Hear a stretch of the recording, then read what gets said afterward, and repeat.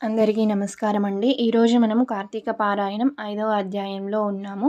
ఈ 5వ అధ్యాయంలో మనకు వనభోజన మహిమ గురించి తెలియజేయటం జరుగుతుంది. వశిష్ఠ మహర్షి జనక మహారాజుతో ఇలా అంటున్నారు. ఓ జనక మహారాజా, కార్తీక మాసంలో చేయు స్నాన దాన పూజ అనంతరము శివాలయం నందు గాని విష్ణు ఆలయంలో గాని శ్రీమద్ భగవద్గీత పారాయణము తప్పక చేయవలెను. అట్లు చేసిన వారు సర్వ పాపములను నివృత్తి అగును. ఈ కార్తీక మాసంలో కరవీర పుష్పములు శివకేశవులకు సమర్పించిన వారు వైకుంఠమునకు వెళ్ళుదురు అని చెప్పారు. భగవద్గీత పఠించిన వారికి విష్ణులోకము ప్రాప్తించును. కడకందలి శ్లోకములో నొక్క పాదమైనను కంఠస్థమొసరించిన ఎడల విష్ణు సాన్నిధ్యం పొందుదురు. కార్తీక మాసంలో పెద్ద ఉసిరికాయలతో నిండి ఉన్న ఉసిరి చెట్టు కింద సాలగ్రామముతో పూజించి విష్ణుమూర్తిని ధ్యానించి ఉసిరి చెట్టు నీడన భుజించవలెను.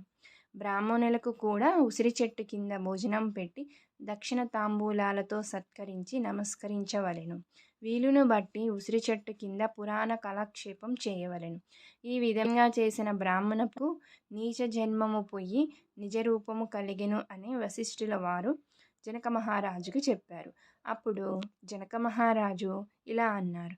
మునివర్య, ఆ బ్రాహ్మణ యువకునకు నీచ జన్మ ఎలా కలిగింది? దానికి గల కారణమేమిటి అని ప్రశ్నించారు.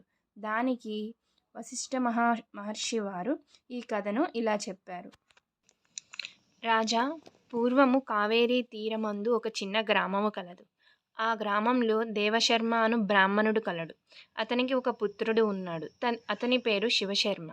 అతను చిన్నతనం నుండి భయభక్తులు లేక అతి గారాభముగా పెరుగుట వలన నీచ సావాసములు చేసి దురాచారపరుడై ఉండెను. అతని దురాచారములను చూచి ఒకనాడు తన తండ్రి కుమారుడిని పిలిచి, బిడ్డా, నీ దురాచారములకు అంతు లేకుండా ఉన్నది. నీ గురించి ప్రజలు పలు విధములుగా చెప్పుకొనుచున్నారు. నన్ను నిలదీసి అడుగుచున్నారు. నీ వల్ల కలుగు నిందలకు సిగ్గుపడుతూ నలుగురిలో తిరగలేకపోతున్నాను అని చెప్పాడు.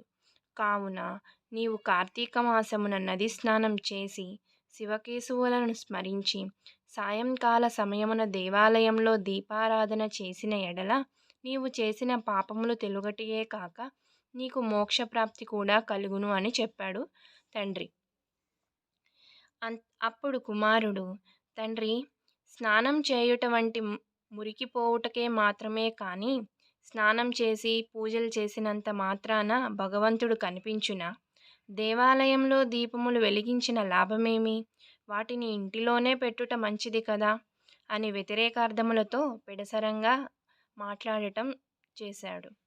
కుమారుని సమాధానం విని తండ్రి, ఓ నీచుడా, కార్తీక మాస ఫలము అంతా చులకనగా చూస్తున్నావు. కావున నీవు అడవిలో రావి చెట్టు తొర్రయందు ఎలుక రూపంలో బ్రతికెదవుగాక అని కుమారుడిని శపించెను.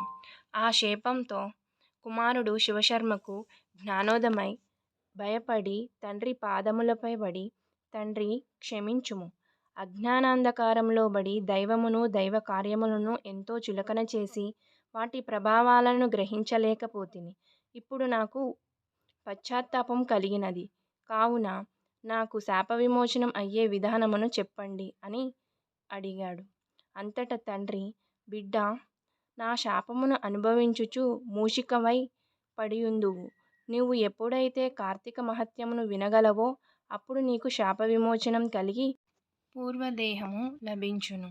వెంటనే శివశర్మ ఎలుక రూపము పొంది అడవికి పోయి ఒక చెట్టు తొర్రలో నివసించుచు ఫలములు తినుచు జీవించుచుండెను. ఆ అడవి కావేరీ నది తీరమునకు సమీపమున ఉండుటచే స్నానార్థమై నదికి వెళ్ళువారు అక్కడ ఉన్న పెద్ద వటవృక్షము నీడను కొంతసేపు విశ్రమించి లోకాభిరామాయణమును చర్చించుకొనుచుండేవారు. ఇట్లు కొంతకాలమైన తరువాత కార్తీక మాసంలో ఒక రోజున విశ్వామిత్రుల వారు తన శిష్యులతో కలిసి కావేరీ నదిలో స్నానార్థమై బయలుదేరినారు. అట్లు బయలుదేరి ప్రయాణపు బడలిక చేత మూషికము ఉన్న ఆ వటవృక్షము కింద వచ్చి శిష్యులకు కార్తీక పురాణమును వినిపించుచుండిరి.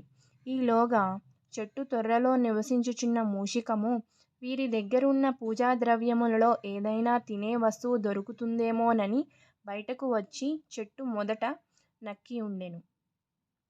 అంతలో ఒక కిరాతకుడు వీరి జాడ తెలుసుకొని, వీరు బాటసారులై ఉందురు, వీరి దగ్గర ధనమును అపహరించవచ్చు అని అనుకొనెను. తీరా దగ్గరికి వెళ్ళి చూడగా వాళ్ళందరూ మునీశ్వరులు. వారి దగ్గరకు వచ్చి, మహానుభావులారా, తమరెవరు? ఎక్కడి నుంచి వచ్చారు? మీ దివ్య దర్శనంతో నా మనస్సులో చెప్పరాని ఆనందము కలుగుచున్నది అని చెప్పాను. అప్పుడు విశ్వామిత్రుల వారు, మేము కావేరీ నది స్నానార్థమై ఈ ప్రాంతమునకు వచ్చితిమి. స్నానమాచరించి కార్తీక పురాణమును పఠించుచున్నాము అని చెప్పాను. నీవు కూడా ఇక్కడ కూర్చొని సావధానపరుడై ఆలకింపుము అని చెప్పాను. అప్పుడు ఆ కిరాతకుడు కూడా అక్కడ కూర్చొని ఆ కార్తీక మహత్యమును శ్రద్ధగా ఆలకించెను. తరువాత తన చేసిన పాపకర్మములు అన్నీ తను తెలుసుకొని, ఇప్పుడు నేను సన్మార్గంలో నడుస్తాను అని విశ్వామిత్రుల వారికి చెప్పి అక్కడ నుండి వెళ్ళిపోయాను. తరువాత అక్కడే నక్కి ఉన్న ఎలుక ఈ కార్తీక మహత్యమునంతటా వినుట వలన తన పూర్వజన్మ మొత్తము గుర్తుకొచ్చి ఆ ఎలుక రూపము నుండి బ్రాహ్మణ రూపంలోకి వచ్చి ఇలా అంటుంది: మునివర్య, ధన్యోస్మి. తమ దయ వల్ల నేను కూడా ఈ మూషిక రూపము నుండి విముక్తుడైతిని అని తన వృత్తాంతము మొత్తము చెప్పెను. ఈ విధంగా జనక, ఇహములో సిరి సంపదలు, పరలోకమును మోక్షము కోరువారు తప్పక ఈ కార్తీక పురాణమును చదివి ఇతరులకు వినిపించవలెను అని చెప్పాను. ఇంతటితో కార్తీక పురాణం 5వ అధ్యాయం సమాప్తమైనది. ఈ వీడియో కనుక మీకు నచ్చినట్లయితే లైక్ అండ్ సబ్స్క్రైబ్ చేసుకోండి. ఓం నమః శివాయ.